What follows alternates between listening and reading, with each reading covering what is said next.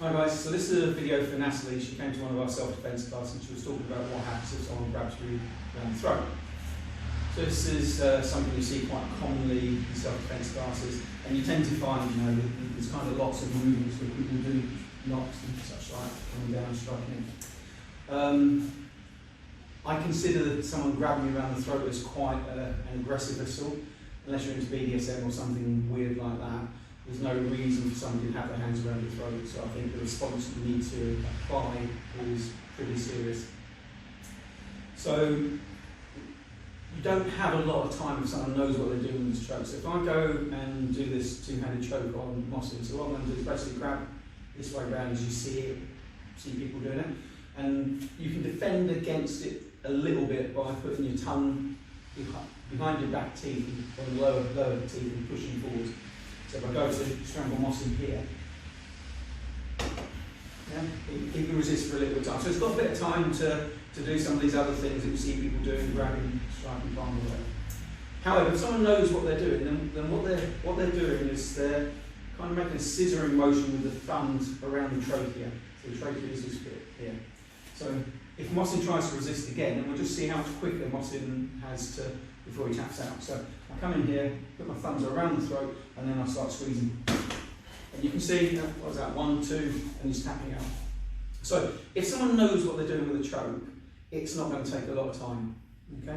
So we don't have a lot of time to defend. So all these other movements that you see in a lot of sort of karate type techniques or other self-defense techniques that I've been taught over the past 40 years, they work and they're good, but the question is around time.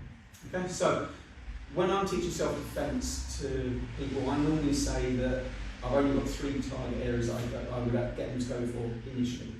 The eyes, the throat, and the knees. And the reason it's the eyes, the throat, and the knees is because if someone's on drugs, if you attack those points, they're structurally points that will fail in the body. So if I kick your knee and dislocate your knee, or break something there, you're going to have real problems walking. You're not going to chase after me. When I'm running down the road, you can't catch me. If I hit you in the throat, you're kind of trying to catch your breath, trying not to kill someone, but essentially they're trying to catch your breath. If I stick my thumb in your eye, your eyes are going to be watering, you're going to have difficulty trying to see where I am. So all these things allow me to get away. I could do things like hit people in the testicles, hit pressure points, hit the liver, but you've only got to watch boxing matches or fights in MMA and that to realise that I can hit those locations a number of times and not have any real effect on it. So, if Mossing grabs me around the throat, so the first thing to notice is our arms are of similar length. Okay? So even if my arms are shorter and I was only coming to here, this would be a problem. So if we just turn side onwards, you can see that my arm goes beyond his head. So even if I was shorter than Mossing, I'm still going to be able to get my reach to do what we're going to do. So the next thing we're going to do is grab hold, because I don't want him to get away. Because what you'll see is when I've gone to grab Mossing, he's put the choke on. So if Mossing tries to put a choke on me, I'm starting to step back. Okay? So I can move away. So I don't want the person to move away. So Mossing grabs me, I grab his arm, I can either come up through the centre or around the outside. I go around the outside. And I'm just going to take my thumb, I'm going to step forward, drive the thumb into the eye, and push backwards. Okay? Because I don't really want him to let go of that hand. So I might want to do other things. In a self-defense situation, you might just drive both thumbs into the eyes and run away. Okay? So the movement tends to be grab, turn side onwards, thumb into the eye.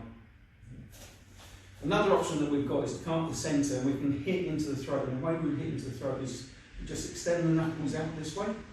So there's a little bit more technique on this. This is what we call chicane cane or secret spear. Essentially you pull the knuckles back and as Mossing grabs hold of me, again I grab one hand, I drive my fist up into the throat this way. So it's just a quick strike. So those are 2 really effective ways to get someone to ease the grip. As I say, you want to keep hold because you don't want them to let go as you're striking. You want to get the full effect of whatever strike you're going to do. When you're doing this for practice, obviously don't strike hard into the throat, don't strike into the eye. So what I would normally say is when you come into practice on the eye, just come into the cheek. So if Mossing grabs me here, and turn and find the cheekbone and I can push back.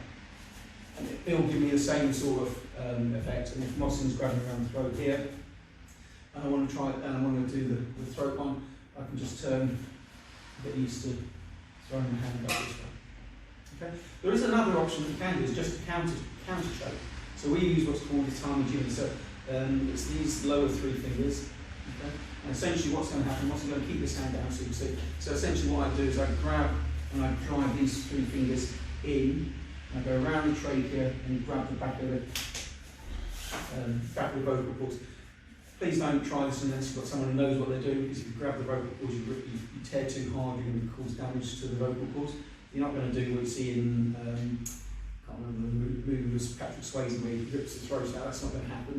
Yeah? But essentially, he grabs, you come in, you grip. Okay?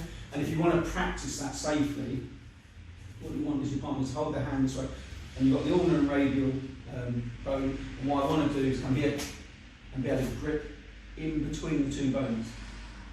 Yeah, so grip this way, hands up, and I want to get into there quickly. So again, practice safely, do it on the arm, don't do it around the throat, and if you do it on the throat, you're just getting a little bit of pressure, obviously not squeezing, because if you squeeze you're going to cause damage to the vocal cords. Okay? So I hope that helped, and I'll see you in the next video.